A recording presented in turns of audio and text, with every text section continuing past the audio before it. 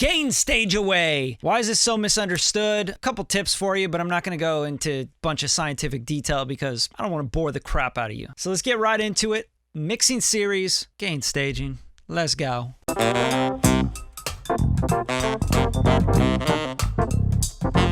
right, so I got a session open right here in Logic Pro, and there are a couple things I want to tell you about, and hopefully you got a pen and paper, about gain staging and some terminology you might need to know. So first of all, the mixer, the summing mixer in Logic Pro is at 64-bit. It's a 64-bit depth summing mixer. We are recording at 24 bits, okay? So 24 bits equals 144 dB of dynamic range. Hold on, just keep paying attention. I promise you it'll make sense in a second.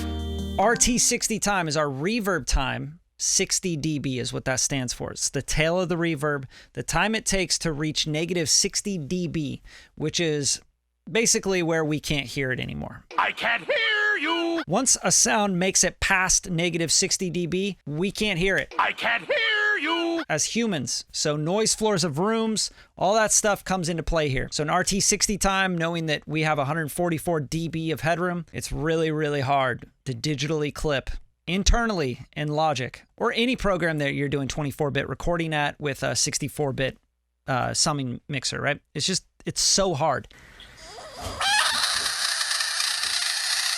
So that being said, it's 2021, guys and girls. We don't really need to worry too much about digital clipping, all right? And everyone's got a limiter with a brick wall setting on it. You can set it to negative 0.03, negative 0.05, whatever you want to set it to.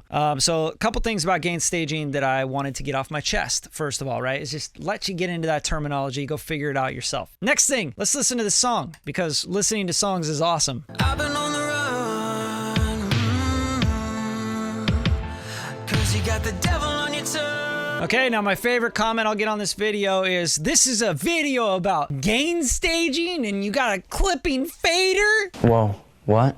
You don't know what you're talking about. It's fine. Just admit it and be okay with it, all right?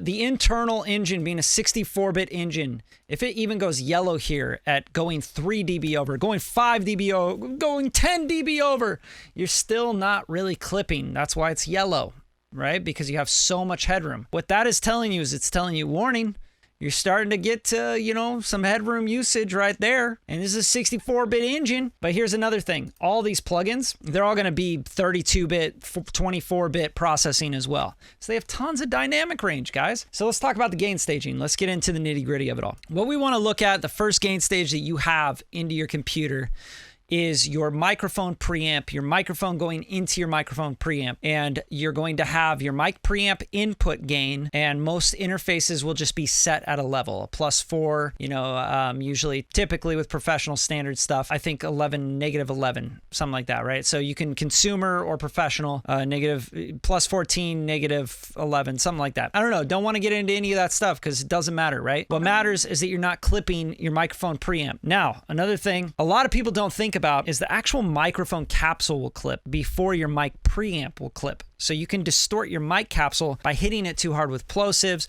by getting too close up on it, by bam, bam, bam, banging it, because these are really sensitive capsules. And then you can clip that capsule before you actually clip the preamp circuitry. All right, so be careful. Those are your two first gain stages. What we want is a good, nice signal, because we still have a noise floor in most rooms we're working in today, especially if you're in a bedroom or a garage or whatever, right? Remember, go back. RT60 time is very, very important. You understand the RT60 time, and then you understand the dB of headroom and the 144, all that stuff, right? This is everything you got to work with, right? And then if you got a noise floor that comes up to negative, 50 dB, then you're losing 10 dB of your noise, of your sound, of your dynamic range, right? The first thing you want to do is your recording's got to be captured right. And a lot of sample libraries, even nowadays, the samples could be clipped. So you might need to arrange them and be careful with the plugins and adding extra gain. You might even gain them down, right? So that's the first thing. The second thing is, as you put plugins on, they're adding gain, right? So you have a auto tune on here. That's not going to add any gain unless I start to mess around with the mix inputs. Actually, that won't add gain either. Here we go, EFX gain, until I start playing around with output gains, right? So then once you start pushing more output from the plugin, you're losing more gain. It's another gain stage, right? If you start pushing too much output from that, and then you push it into this compressor, you'll see right away if it's clipping that input stage. Gain staging is simply going into, goes outa, goes into, goes outa, goes into, goes outa, goes into, goes outa, goes into, goes outa. The whole time, it just goes into something, it comes back out, right? So as you add gain, you're then going to add gain to the input of every single plugin. So yeah, every plugin is going to have an input gain stage. It's going to have the compression stage for a compressor, of course, and then you're going to have an output gain stage, right? So I can easily gain up the output plus 30 dB. So that's intense, right? Wow! Okay! And I could be compressing off, 5 dB, but then I could be adding 30. So now I'm at that, you guessed it, adding 25 dB of gain. This is what gain staging is all about, boys and girls. It is about making sure that everything that you hit, every single plugin has its maximized input and its maximized output. Now, the hard thing for most people to understand about gain staging is that all of these plugins, every single plugin, they're all modeled after analog because we didn't have digital tape machines, moving tape, all that stuff to record stuff. Wax cylinders, right? So everything that we have that's programmed has been learned from trying to design an analog counterpart. Just the way it is. You can't have the computer before you had the wax cylinder, right? Doesn't make sense. That just makes no fucking sense. I mean, it's just bullshit. Fuck. Oh my.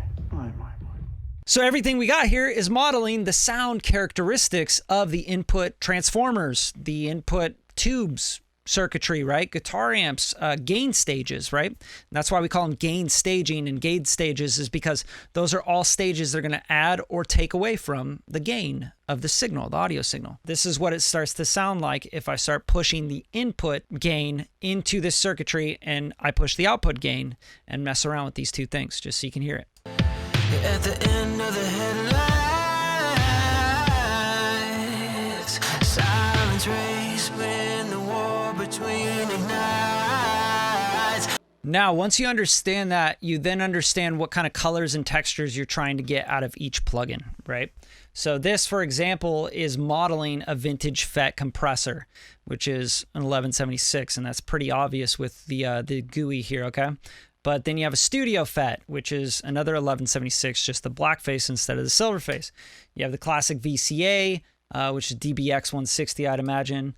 Vintage VCA, which is SSL style, etc. LA2A opto, right? So as you push the inputs and the outputs, you can start to hear the distortion characteristics of those inputs and outputs. Now that's where gain staging gets really confusing for the novice because we actually want different colors out of input gain stages, output gain stages, compression circuitries, tube saturation, distorting elements. We actually want that color, right? When we push tape too hard, it distorts, the sound distorts, which means it actually clips, but it clips analog, right? So knowing that all these plugins are modeled after analog counterparts, they're going to take on the characteristics, especially any modern plugin today in 2021. It's going to take on the modern non-linearities and characteristics of those analog counterparts. And that's what they're actually programmed to do. The algorithms are made for that. So this is why gain staging is so important to understanding mixing, is because sometimes you do want to distort the input of a Neve 1081, or you do want to distort the input of a compressor, tape plugin, saturation. You want the harmonic characteristics that are bringing harmonics to the actual fundamental of the frequencies. That's it. I don't want to go too far. I don't want to go too deep, but if you got this and you're trying to understand gain staging, just understand that little bit. You have plenty of headroom. Don't worry about clipping your plugins. Worry about clipping your preamp. Worry about clipping your microphone capsules. Worry about clipping on the input. Don't worry so much about clipping on the actual plugins, the mixer, all that stuff. Because if it's good for your ears and you make the bounce and it still sounds good, it is good. That's the science behind it. Thanks for tuning in. If you guys like this, subscribe to the channel, drop a comment, show some love, share the video with someone that needs to understand gain staging in the quickest, easiest, most simple put forward thing on the internet, because everybody else is going to tell you all the science behind clipping, digital clipping, analog clipping. I'm not going to get into any of that. Use your damn ear. Use your ears. That's my slogan. See you later.